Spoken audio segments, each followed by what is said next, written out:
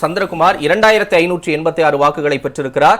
நாம் தமிழர் வேட்பாளர் சீதாலட்சுமி 391 வாக்குகளை பெற்றிருக்கிறார். முதற்கட்ட தகவலாக நாம் பார்த்துக் கொண்டிருக்கிறோம். ஈரோடு கிழக்கு இடைத்தேர்தல் முடிவுகளும் தொடர்ந்து வெளிவந்து கொண்டிருக்கின்றன. அந்த வகையில் திமுக வேட்பாளர் சந்திரகுமார் முன்னிலையில் இருக்கிறார். 2586 வாக்குகளை பெற்றிருக்கிறார். நாம் தமிழர் வேட்பாளர் சீதாலட்சுமி 391 வாக்குகளை பெற்றிருக்கிறார். முதல் சுற்று நிலவரங்கள் வெளிவந்து கொண்டிருக்கின்றன. திமுக வேட்பாளர் முன்னிலையில் இருக்கக்கூடிய நிலவரங்களை பார்த்துக் கொண்டிருக்கிறோம். சந்திரகுமார் 2586 வாக்குகளை பெற்றிருக்கிறார்.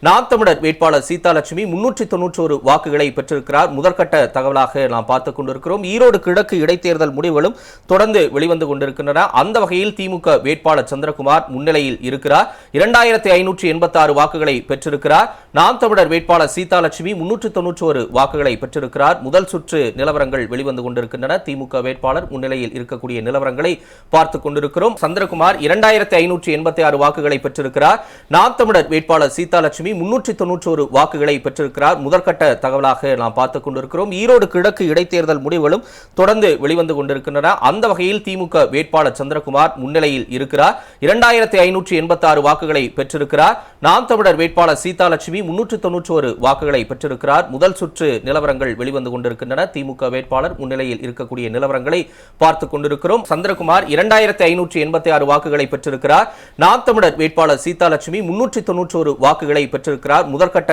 தகவலாக நாம் பார்த்துக் கொண்டிருக்கிறோம். ஈரோடு கிழக்கு இடைத்தேர்தல் முடிவுகளும் தொடர்ந்து வெளிவந்து கொண்டிருக்கின்றன. அந்த வகையில் திமுக வேட்பாளர் சந்திரகுமார் முன்னிலையில் இருக்கிறார். 2586 வாக்குகளை பெற்றிருக்கிறார். நாம் தமிழர் வேட்பாளர் சீதாலட்சுமி 391 வாக்குகளை பெற்றிருக்கிறார். முதல் சுற்று நிலவரங்கள் வெளிவந்து கொண்டிருக்கின்றன. திமுக வேட்பாளர் முன்னிலையில் இருக்கக்கூடிய நிலவரங்களை பார்த்துக் கொண்டிருக்கிறோம்.